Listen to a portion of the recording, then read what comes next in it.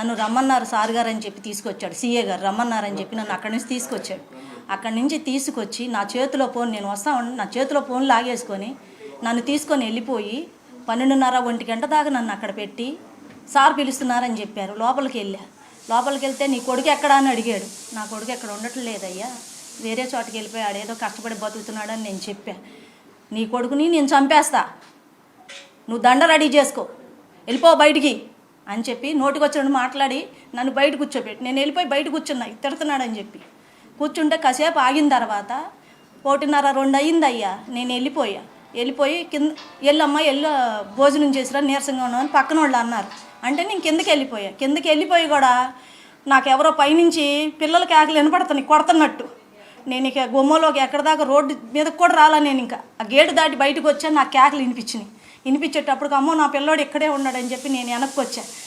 పెద్ద కేకలు.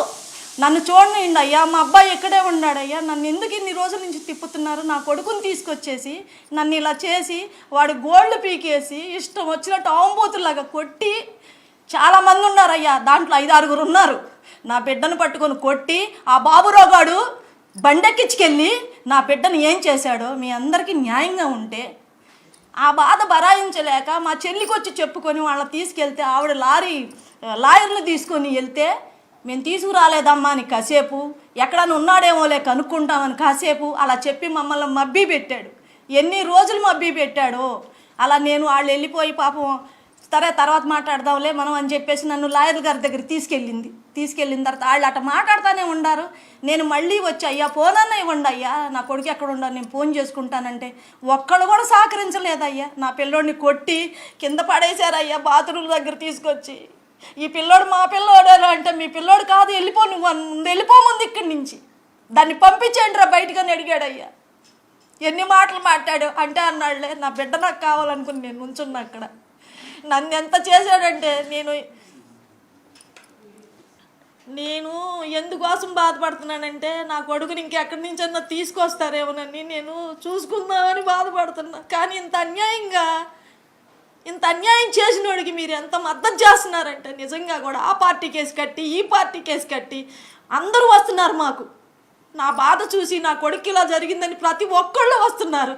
అందరి మీద నెడతామా మనము? ఎంతమందిని కొంటాడయ్యా డబ్బులు పెట్టి, ఎంతమందిని కొంటాడు, ఈడట్ట ఈడిట్ట అని వేస్తున్నాడు. ఇప్పుడు వరకు నువ్వు ఎన్ని చేసావు ఎవరికి తెలియదా? బయటికి రావట్లేదా? నువ్వు డబ్బులు పెట్టి కొనుక్కొని జరిపించుకుంటున్నావు. నువ్వు పోలీస్ ఆఫీసర్ నేను ఇష్టమంతుడు చేస్తావేంటి? ఒక్క కొడుకు 23 ఏళ్ల కుర్రాడిని నువ్వు అతి దారుణంగా కొట్టి మూట కట్టి పక్కన మారేసి తెల్లారి తీసుకెళ్ళి నువ్వు దానం చేయటం నువ్వెవడవే? నీకేంటి సంబంధం? నీకు నాకేమైనా సంబంధం ఉందా? నా పిల్లోళ్ళు అంత దారుణం చేస్తావా? నాకు జరిగిన పరిస్థితి, నా బిడ్డకు జరిగిన పరిస్థితి ఎవరికి రాకూడదని నేను మీ అందరికీ దండం పెట్టి చెప్పుకుంటున్నా. నా పిల్లోడిని నాకు ఉంటే చూపించండి, లేకపోతే నాకు అంత ఇవ్వండి, మట్టన్నా ఇవ్వండి. పోనీ ఎక్కడ చేశాడో చెప్పండి, వెళ్ళిపోతాను నేను అక్కడికి. నేను వెళ్ళిపోతాను. నాకు ఈ కేసులు ఈ రాజకీయాలు నాకు నచ్చవు. మేము ఉంటే తిన్నాం, లేకపోతే బతికాం. మేము ఒక్క మాట మీదే బతికాం ఫస్ట్ నుంచి ఒక్క మాట మీదే బతికాం. ఇవాళ మేము ఇంతమందిలోకి వచ్చి అయ్యా నా బిడ్డను చూపించిండంటే ఏదేదో అంట కడుతున్నారు ఆడట్టా ఈడిట్టా అని. దయచేసి మీరు నాకు రాజకీయాలు పొలవద్దు, నా కొడుకు రాజకీయాలు పొలవద్దు అయ్యా, మీకు దయచేసి చెప్తున్నాను. మేము అలాంటి వాళ్ళం కాదు. మేము అందులో బతికితే ఎట్టేందుకు అయ్యా? తింటానికి తిండి లేకుండా, కట్టుకుంటానికి గుడ్డలు లేకుండా ఆ బిడ్డ మార్కాపురంలో బతకాల్సిన అవసరం ఏంటి? కావాలంటే మీకు చూపిస్తా వాళ్ళని ఎలా ఉన్నాడో, ఎలాంటి మంచమో, ఎలా పడుకున్నాడో. చచ్చిపోయినాడు కూడా మీద కూడా నిందలేసి మీరు ఇలా చేస్తున్నారంటే మీకు ఏమాత్రం ధర్మం ఉన్న అందరికీ కూడా చెప్తున్నా, ప్రజలందరికీ చెప్తున్నా, నా కొడుకు న్యాయం చేయండి. నా కొడుకు అలాంటి వాడు కాదు. చిన్నప్పుడు గొడవలు ఆడుకుంటూ ఎవడో ఉండడు, పెద్దవాళ్ళే ఎద్దుల్లాగా ఉండి కాని తప్పులు చేసి డబ్బులు కమ్ముడిపోతున్నారు. సిగ్గు అనిపించట్లేదా? ఓ పిల్లాడిని చంపేసి దారుణంగా తీసుకెళ్ళి దానం చేసి నా కడుపు ఎంత కోత పెట్టి నీకు సిగ్గు లేకుండా మాట్లాడుతున్నావే? నాకు ఎంత బాధగా ఉంది. నేనేనాడన్నా బయటకు వచ్చానా?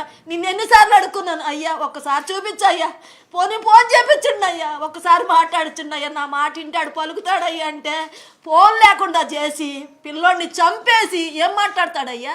ఎవడిచ్చాడు వీడికి ధైర్యం? కాల్చేయమని చంపేమని? నా కొడుకు నాకు కావాలి, తీసుకురండి. మీరందరూ ఇన్ని పార్టీలు అడిగేసి అంట కడుతున్నారు కదా. నా బిడ్డ లేక రేత్రి పగలు అన్నం ఎక్కక నీరసం వచ్చి పడిపోతున్నా. ఆ నీరసంలోనే నేను తిరిగా. నా పిల్లాడిని నాకు తీసుకురండి. మీరు అందరూ పార్టీల గొడవలో మమ్మల్ని పెట్టద్దు దయచేసి. మేము పార్టీ వాళ్ళం కాదు, మాకు ఎటువంటి సంబంధం లేదు. మీరు పూసుకుంటే పూసుకోండి, మాకు అక్కర్లా. నా బిడ్డ కావాలని నేను వచ్చా. మీకేమాత్రం ధర్మంగా ఉన్నా నా పిల్లోడిని తీసుకొచ్చి, లేదంటే ఇంత బట్టి ఇవ్వండి, వెళ్ళిపోతా. అదే చూసుకొని నా కొడుకు తీసుకులేదు. నేను ఎందుకన్నా మాట్లాడలేదు. నా బిడ్డ నాకు కావాలి. నాకు నేను అన్నం ఉంటే తినిపించుకునే రాదే. కష్టపడి అంటే పడుకునేవాళ్ళం తినకుండా. అంతేగాని ఈ దొంగ రాజకీయాలు చెయ్యొద్దయ్యా, దయచేసి చెయ్యొద్దు. మా మీద పెట్టొద్దయ్యా, మా మీద పెట్టొద్దు.